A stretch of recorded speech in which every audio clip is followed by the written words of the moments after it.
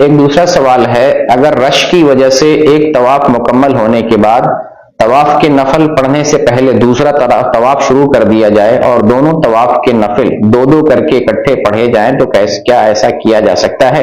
اس کا جواب یہ ہے کہ ایسا نہیں کیا جا سکتا اور ایسا نہیں کرنا چاہیے۔ عام طور سے دیکھنے کو یہ ملتا ہے کہ جو لوگ عمرہ پہ آتے ہیں، ایک عمرہ کرنے کے بعد دوسرا عمرہ، تیسرا عمرہ، چوتھا عمرہ، یعنی بار بار عمرہ کرنے کے جو ہے چکر میں ہوتے ہیں۔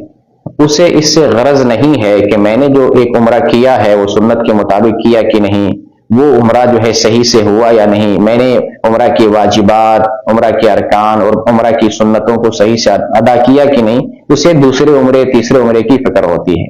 ہونا یہ چاہیے کہ آپ جب عمرے پہ آئے ہیں تو ایک عمرہ کریں، صحیح سے ڈھنگ سے کریں، سنت کے مطابق کریں، یہی آپ کا ایک عمرہ کافی ہو جائے گا۔ اور ایک سفر میں ایک ہی عمرہ، مسنون بھی ایک سفر میں ایک ہی عمرہ کرنا چاہیے۔ بار بار عمرہ کرنا آپ ایک طرح سے جو ہے یہ سنت کی خلاف ورزی ہے، اسلاف میں اس کی دلیل نہیں ملتی ہے۔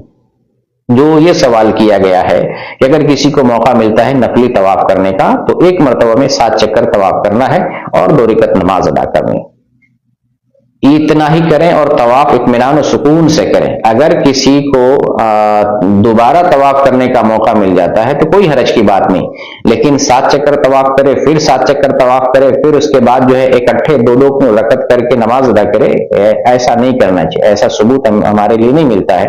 آپ 7 چکر طواف کریں، اطمینان و سکون سے طواف کریں، 2 رکعت نفلی نماز پڑھیں۔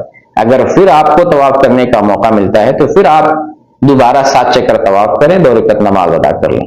لیکن اگر ایک ہی مرتبہ آپ کو موقع ملتا ہے 7 چکر طواف کر کے 2 رکعت نماز پڑھنے کا، یہی کافی ہو جاتا ہے۔